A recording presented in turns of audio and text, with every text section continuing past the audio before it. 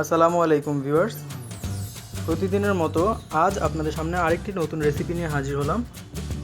আজ আপনাদের দেখাবো কিভাবে খুবই সহজে ডিম ভুনা করা যায়।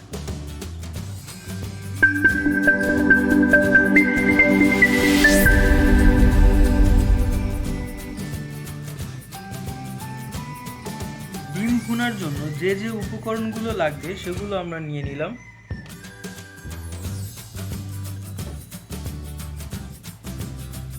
মরিচ 2 টুকরো করে নিয়েছি, 4 পিস মরিচ, আদা বাটা নিয়েছি, রসুন বাটা নিয়েছি, পেঁয়াজ কুচি নিয়েছি, হলুদ, মরিচ আর লবণ নিয়েছি। আমরা প্রথমেই ডিম 3টাকে সিদ্ধ করে নিয়েছি। এবার ডিমের মধ্যে যাতে ভালো মতো মশলা ঢোকে সেজন্য চাকু দিয়ে আস্তে আস্তে ডিমটাকে কেটে নিচ্ছি হালকা হালকা করে।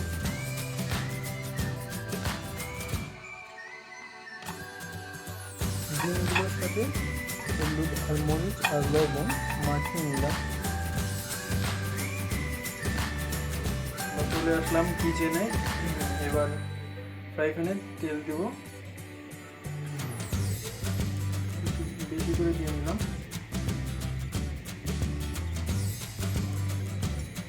তেলগুলো গরম হয়ে গেলে আমরা ডিমটা ভেজে নেব। ডিমগুলোকে একটু ভেজে নেব।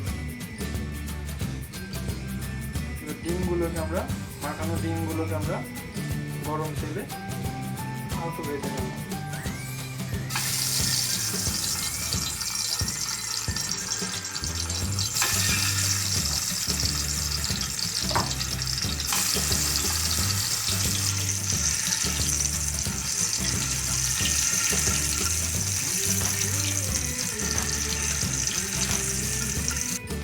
আপনারাও ডিমগুলোকে ঠিক এই পরিমাণে ভেজে নেবেন। এবার ডিমগুলোকে আমরা তুলে ফেলবো। আমাদের ভাজা ডিমগুলোকে একটা বাটিতে তুলে রাখলাম। আমরা ডিম ভাজা তেলে এখন পেঁয়াজগুলো দিয়ে দেব।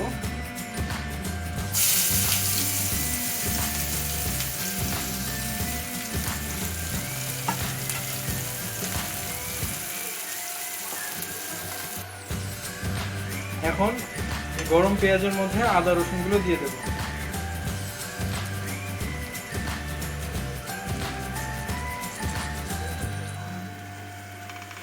এগুলো মাখা মাখা হয়ে গেছে, ব্রাউন কালার চলে আসছে। এখন আমরা এখানে হলুদ মরিচ বাটাগুলো দিয়ে দেব।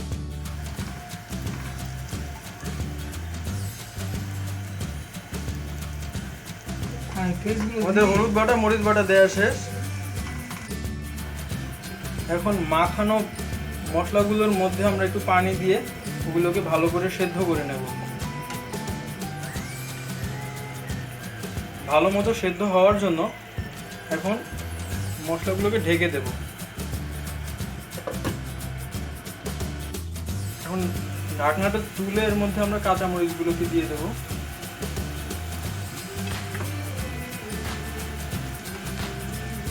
এখন দিলাম কারণ কাঁচামরিচের ঝালটা এর মধ্যে হালকা হালকাভাবে বসবে।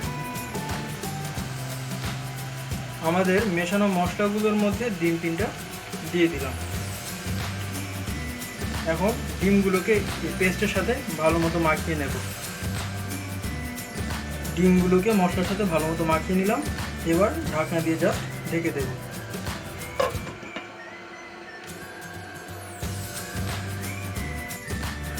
এখন ঢাকনাটা তুলব।